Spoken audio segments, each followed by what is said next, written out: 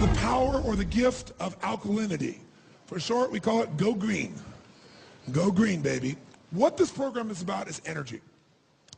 If you're going to have energy, you have to understand that there's a delicate balance in your body called the acid-alkaline balance. And I'm sure many of you have heard the term pH many times in your life.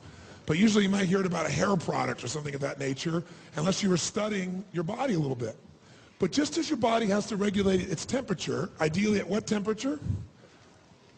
98.6, right? Too much variance either way of that, it affects your health, doesn't it?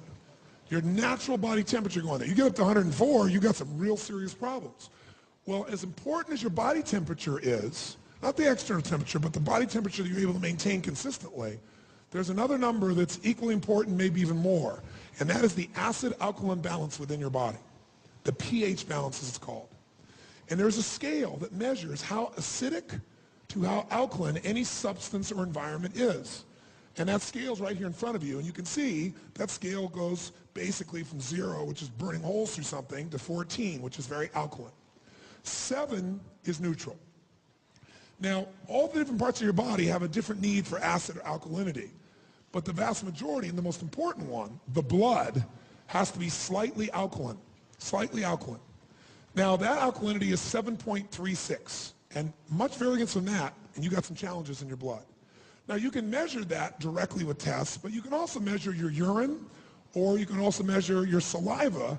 They're not as totally accurate as the blood is, but they're things you can easily do. Once you start seeing your pattern, you're going to know what's going on. And if you're in a position where your blood or your urine, saliva is the least accurate, is moving you into the acid stage, you know that your body is starting to break down. Now, when we say acid pH, when you hear that term, acid pH or alkaline pH, technically all it really means is when you're looking at atoms, you got neutrons, you got protons, and you got electrons. All you got to know is when it's acid, it's saturated with protons.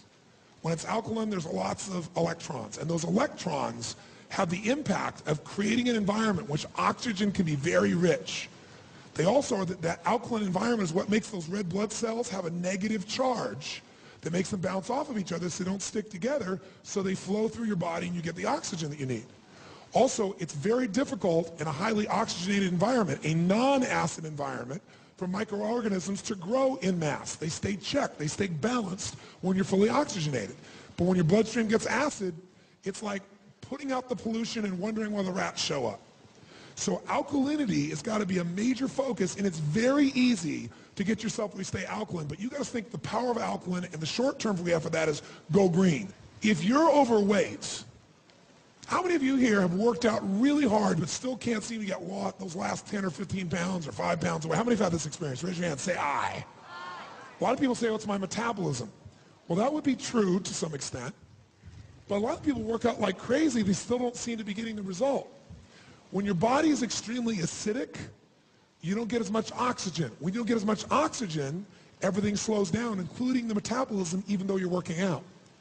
In addition, as you work out, if you work out hard and you're working out in an anaerobic way, you're building even more what? Who knows? Even more acid. So a lot of people are actually, the body then says, wait a second, we got to retain more water here to protect it, and we got to get these acids away from the critical organs of the body, so we're going to retain fat, put it in the fat until the body has time and has enough energy again where we can push it in the bloodstream and excrete it again. We can get rid of these wastes. So fat actually protects you. A lot of people, by the way, are in much worse shape when they're skinny than when they're fat, when they're toxic, because the people that are overweight very often have more of a buffer to deal with some of those acids.